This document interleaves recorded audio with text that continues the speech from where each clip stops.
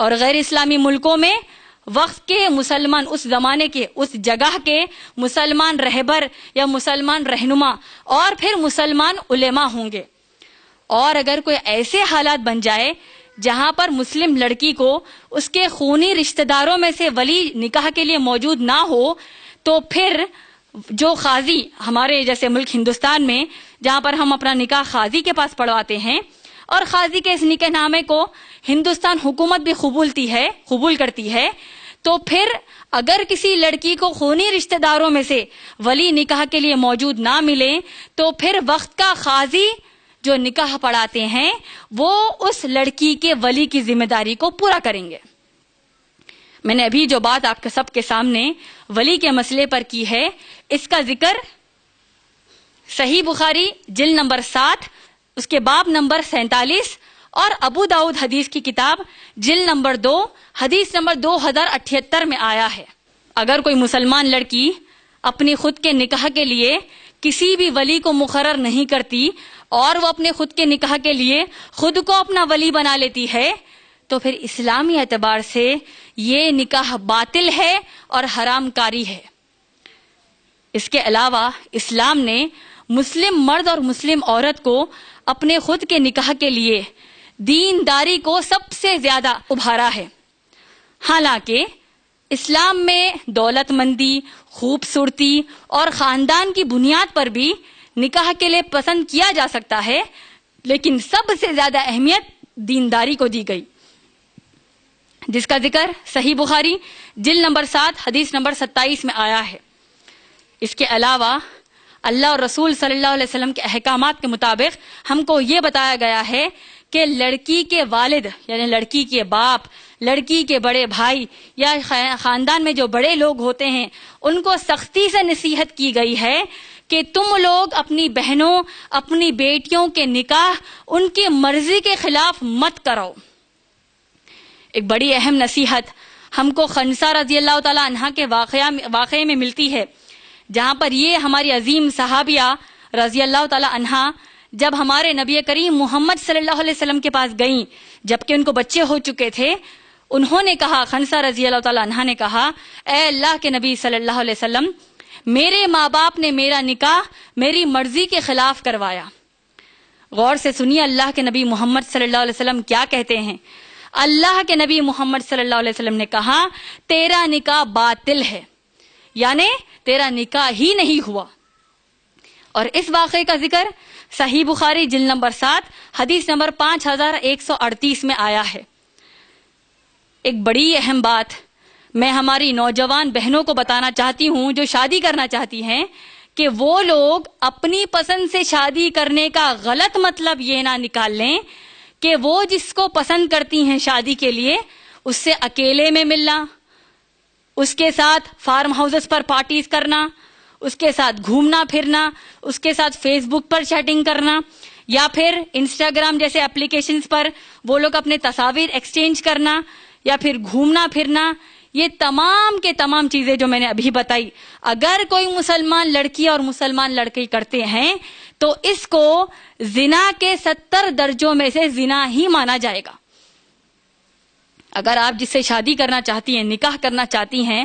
اگر آپ کے ماں باپ نے آپ کی پسند ہی کے لڑکے سے رسم کرا دیا اور شادی کی تاریخ تک پکی کر دی، تب بھی آپ اس لڑکے سے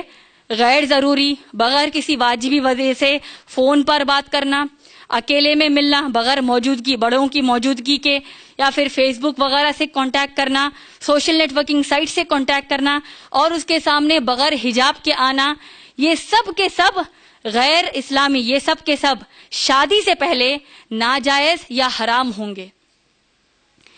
میری مسلمان ماں باپ سے درخواست ہے کہ آج کے ماحول میں جہاں پر زنا کاری عام ہو چکی ہے اور فحشی انگلیوں کے دبانے پر فونز میں موجود ہیں، تو ایسے حالات میں آپ کو جب محسوس ہو کہ آپ کی مسلمان بیٹی نکاح کی ضرورت محسوس کرتی ہے، تو آپ خود اپنی بچیوں سے پوچھیں، آپ خود اپنی بہنوں سے پوچھیں کہ وہ کس کو نکاح کے لیے پسند کرتی ہیں. اور اگر آپ کی لڑکی، آپ کی بہن آپ کے سامنے اظہار کر دے کہ وہ کس سے نکاح کرنا چاہتی ہے، تو میری آپ سب سے گزارش ہے کہ اسے آوارہ پن یا آوارہ گردی مت سمجھیے، کیونکہ ہم سب کو پیدا کرنے والے رب اللہ سبحانہ تعالیٰ نے اس لڑکی کو وہ حق دیا ہے. تو لہٰذا بنیادی تحقیق کر لیجئے اس لڑکے کے بارے میں،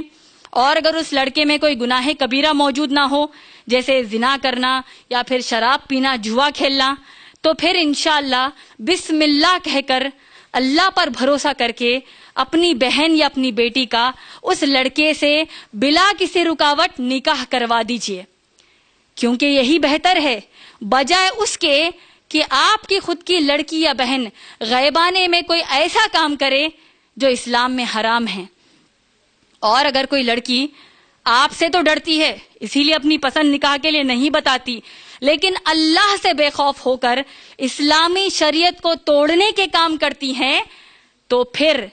ایسے ماں باپ کو جو اپنی لڑکیاں اس سے ڈرتے ہیں اور بے خوف اللہ کی سنت کو، اللہ کی شریعت کو توڑ رہے ہیں، تو پھر قیامت کے دن اللہ ایسے ماں باپ کو شاید اس کے گناہوں کی سزا سنائیں گے. اس کے علاوہ اگر ہم غور کریں کہ اسلام میں لڑکی کے نکاح کے بعد ذمہ داریاں اور حقوق کیا ہیں، تو ہم کو سمجھ میں آتا ہے کہ مسلمان لڑکی کے نکاح کے بعد اس کی ضروریات، جیسے کہ گھر کو چلانے کے ضروریات ہوتے ہیں اور لڑکی کے خود کے ضروریات ہوتے ہیں، اللہ سبحانہ تعالیٰ نے اس کے شوہر پر ہی ڈالی اور لڑکیوں کو جہیز کی لعنت سے میں مبتلا ہونے سے بالکل بچا لیا. اللہ سبحانہ تعالیٰ نے مسلمان مرد کو کہا کہ تم اپنی بیوی کو، اپنی ہونے والی بیوی کو مہر ادا کرو، جس کا ذکر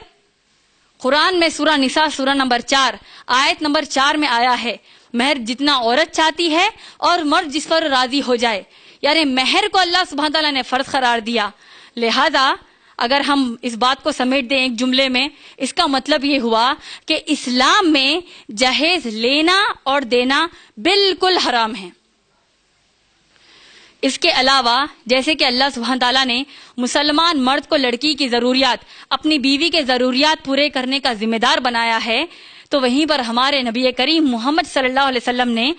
اس مسلمان مرد کو خوشخبری دی کہ تم میں سے سب سے بہترین خرچ کر کر نیکی کرنے والا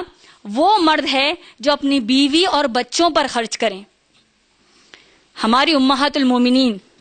یعنی محمد صلی اللہ علیہ وسلم کی بیویوں نے یہ عرض کیا ہے رضی اللہ تعالیٰ عنہم اجمعین نے کہ ہمارے نبی محمد صلی اللہ علیہ وسلم نے ہم پر کبھی بھی غصے میں یا ناراضگی میں ہم پر کبھی ہاتھ نہیں اٹھایا.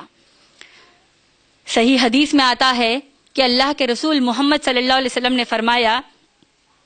کہ مسلمان مرد کو یہ حکم دیا، یہ نصیحت کی، یہ اعلان ان کو کیا کہ تم کو تمہاری بیوی کی تمام ضروریات، تمام ذمہ داریوں میں سب سے اہم ذمہ داری اپنی بیوی کے بستر کا حق ادا کرنا ہے. اور آپ تو جانتے ہی ہیں کہ نکاح کیا جاتا ہے